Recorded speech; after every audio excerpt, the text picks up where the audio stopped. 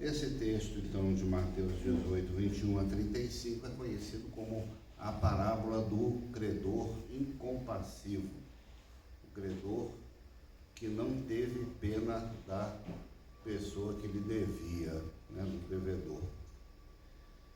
E nós até outro dia estivemos estudando essa parábola aqui na escola dominical, né? Vamos voltar a esse texto agora na pregação. É muito interessante essa questão assim que é colocada por Pedro quando ele se preocupa em saber de Jesus quantas vezes se deve perdoar a um irmão. Eu, pesquisando sobre esse texto, imagens que remetiam a esse texto, eu vi essa dos risquinhos, né?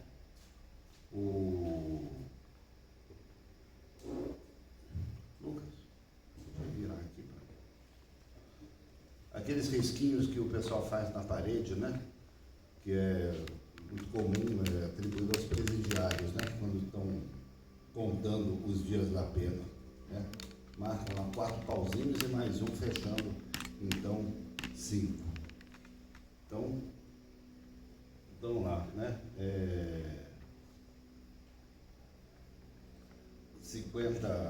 49 vezes contados aí na parede.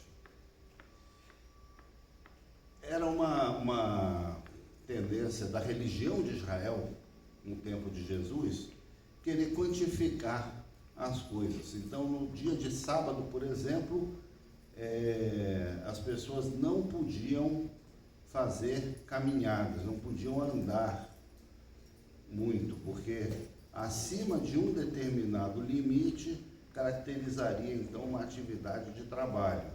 Então, eles calcularam lá quantos passos a pessoa poderia dar no dia de sábado, né? Então até ali na esquina ela podia ir, mas dali ela não podia passar. Tudo era medido, tudo era assim, apurado de uma determinada forma, que uma pessoa, então, para ser justa, para ter uma vida perfeita diante de Deus, era aquela que se encaixava dentro de determinados parâmetros quantitativos, né? E não ultrapassava aqueles limites, digamos assim, não saía das 4 linhas, né? Era aqueles limites ali estabelecidos. Ora, o evangelho que Jesus traz, e eu uso aqui no presente, não trouxe, mas que ele traz e continua trazendo, não é uma tabela de desempenho, não é uma coisa, uma questão de quantidade, mas uma questão de qualidade, uma questão de atitude, que muitas vezes não pode ser medida simplesmente por determinados valores, né? Como a gente faz até hoje também muitas coisas da nossa vida, não é? Jesus mesmo dá o exemplo da oferta da viúva pobre. Na hora que a viúva vai ao templo depositar a sua moedinha lá no gasofilácio, no local lá das ofertas, antes dela, homens muito ricos, pessoas de muita projeção na sociedade judaica, tinham ido lá e entregue grandes somas, sacos de dinheiro, e o fizeram com solenidade. Tinha alguém lá tocando uma trombeta para anunciar, né? Oferta do seu fulano de tal, tá? Oferta do doutor Beltrano. E a viúva lá, sem nenhum alarde, sem nenhum aparato, entrega lá a sua moedinha. E Jesus diz: olha, a oferta dessa viúva valeu mais do que a dos ricos que tinham ofertado grandes somas de dinheiro antes dela. porque eles entregaram daquilo que sobrava para eles, e ela entregou da sua própria subsistência. Aquilo que ela ofertou é uma coisa que pode, inclusive, fazer falta para ela, mas ela foi fiel na sua oferta. Então, essas referências de quantidade, já na cabeça de Jesus, isso daí já não valia, já dava pistas sobre isso. Mas os discípulos de Jesus estavam acostumados àquele esquema quantitativo. Então Pedro pergunta aritmeticamente: quantas vezes? Até 7 vezes, está bom? Depois disso não preciso perdoar mais? Né? Porque 7 vezes uma pessoa apronta com você, você já perde a paciência com ela, né? Então, e aí Jesus responde: olha, não digo a você que perdoe até 7 vezes, mas 70 vezes 7 para cada pessoa. Ah, mas aí eu vou perder a conta, né? Haja um caderninho para ficar anotando lá. Ó, fulano aprontou comigo hoje, tá? Fulano, então, mais um aqui, mais outro aqui, né? Mais ou menos igual o juiz faz no jogo lá com o cartão amarelo, né? Ele pega, não sei se vocês já viram o cartão amarelo, como é que ele é. Ele é uma folha de anotações. O cartão lá, quando ele tira do bolso, ele mostra para o jogador, ele escreve o número da camisa do jogador e o time dele, né? Claro. Se na hora... Bom, normalmente ele já sabe quem é. Mas se na hora de escrever o númerozinho dele, o número já está lá, então aquele jogador é automaticamente expulso. Né? Então, se a gente tivesse um cartão para cada pessoa, 490 vezes, se fosse uma questão quantitativa, já seria bastante, né? Já estaria de bom tamanho, para a gente não ficar se preocupando com esse tipo de conta, com esse tipo de relação. Não é? E Jesus coloca, então, o exercício do perdão como um sinal do reino de Deus, como um elemento básico do reino dos céus. Não era só a religião judaica que tinha essa relação de tabelas, né, de quantidade, tudo. Já desde o Egito, quando, por exemplo, uma pessoa morria, um dos deuses, e aí eu precisava estudar um pouquinho melhor qual dos deuses lá, se era Osíris, se era um dos deuses lá responsáveis pelo destino das almas, ele aplicava lá uma balança. Existia uma balança lá das boas ações e dos pecados da pessoa. Então a pessoa era pesada nessa balança.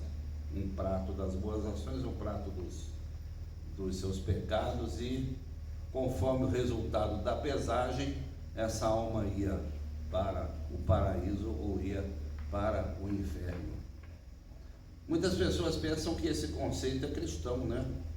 Você está na religião, digamos assim, na religião civil brasileira, é muito comum as pessoas... O pessoal morre, o que acontece? Não tem lá uma balança para ver para que lado ela vai, né? Mas isso não é cristão, isso é egípcio, isso é lá da antiguidade. Já tinha essa imagem, esse imaginário assim, né, do destino das almas e tudo. E outras religiões também se baseiam também nessa contabilidade do bem e do mal, não é?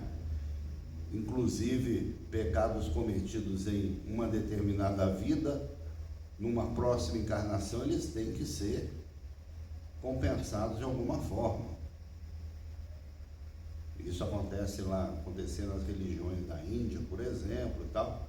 E o Espiritismo mantém essa mesma lógica, né? Chamada lei do karma, e tudo isso. Então, a questão do Evangelho de Jesus Cristo é que ele rompe com essa lógica, rompe com essa contabilidade, rompe com essa coisa quantitativa, por meio da graça, não é? E o exemplo que ele dá aqui, então, das duas dívidas, a dívida da pessoa com o patrão e a dívida do colega com essa pessoa que foi perdoada, ele procura mostrar exatamente essa lógica, que a dívida da qual nós somos perdoados é muito, muito, muito maior do que aquela que muitas vezes a gente quer cobrar das outras pessoas, não é? Daí a necessidade da gente compreender bem essa atitude do perdão de Deus, ela ser parte também da nossa atitude, do nosso caráter enquanto filhos de Deus. Isso eu já compartilhei com vocês, então, na escola dominical. Mas eu gostaria hoje de introduzir aqui mais um elemento para a nossa reflexão. É que nós estamos tão acostumados com essa contabilidade, né, das boas ações e dos pecados, do crime e do castigo, do pecado e da penalidade, que fica difícil, mesmo para nós, aceitarmos o perdão de Deus. A gente se fecha até para receber o perdão de Deus. Não é? Tivemos um caso recentemente de uma irmã que o animalzinho dela de estimação morreu, vinha já num tratamento de saúde, já tinha uma série de problemas e acabou vindo a falecer. E essa irmã ficou tão triste, tão afetada por essa perda, que ela atribuiu suas próprias falhas ou a sua própria incompetência para lidar com a saúde daquele bichinho, né? Atribuiu a si própria a culpa pela morte daquele bicho. E até disse que Deus tinha punido a ela pelo seu descuido com aquele animal. Ora, quem conhece a irmã sabe do cuidado, do esmero, da dedicação que ela tinha para seu animalzinho.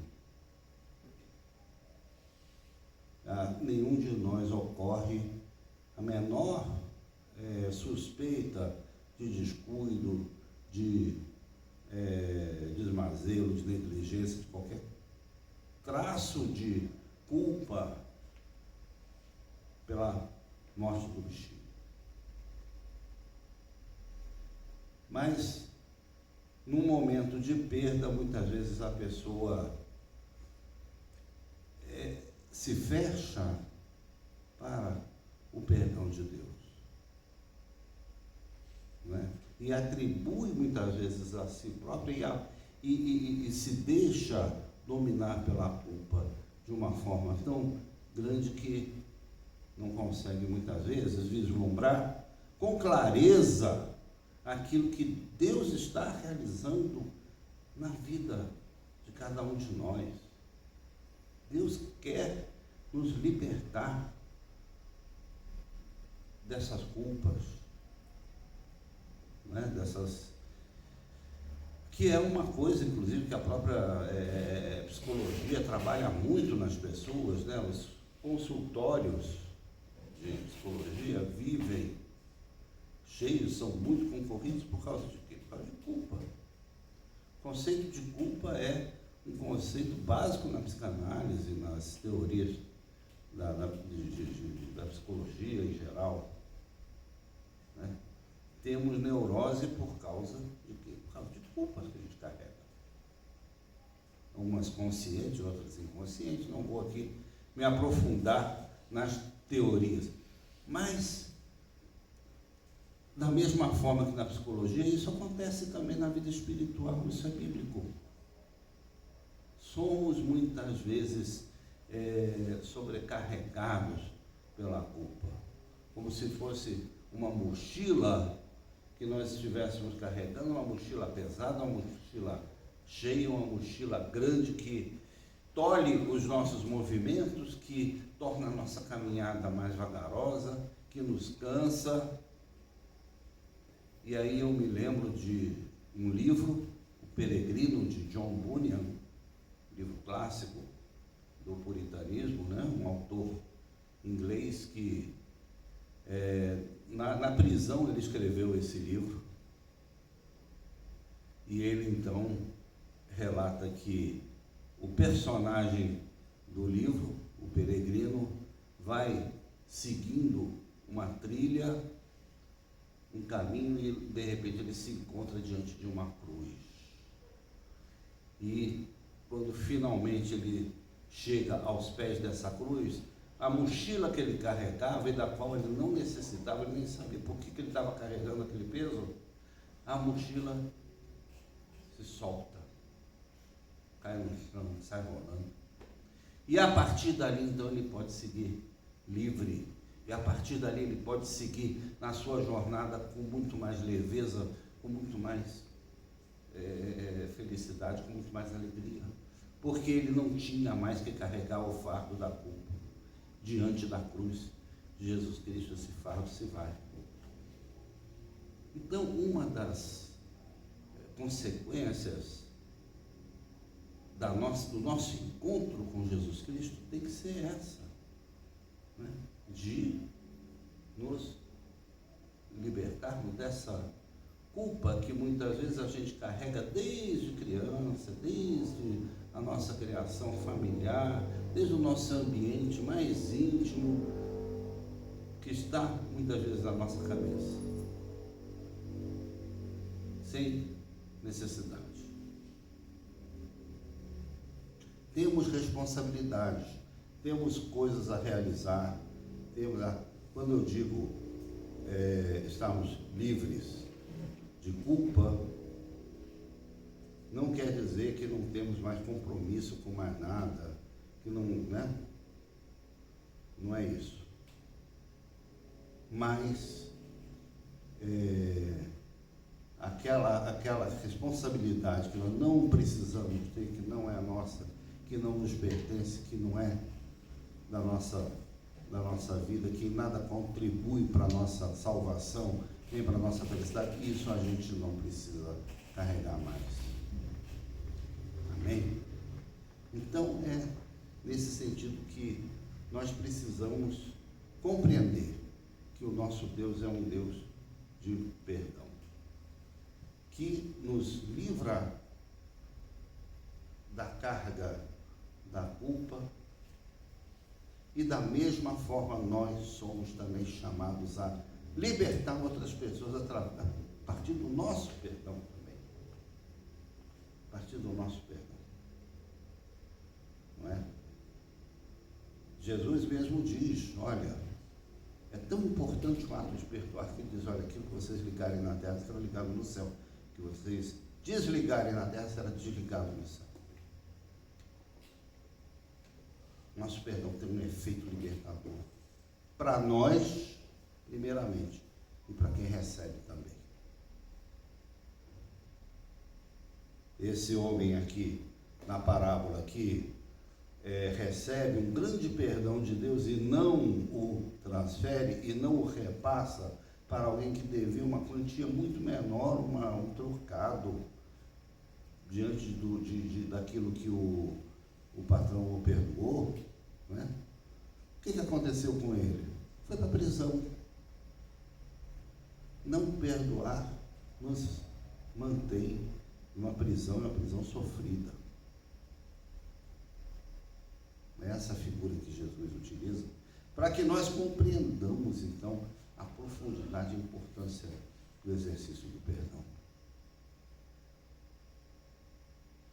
Então, termino, meus irmãos, essa mensagem orando para que cada um de nós compreenda o perdão de Deus e passe a seguir liberto da culpa que não nos pertence, que foi derrotada por Jesus Cristo na cruz do Calvário. E essa mesma vitória a gente também aprenda a repassar para outras pessoas que muitas vezes nós precisamos perdoar também.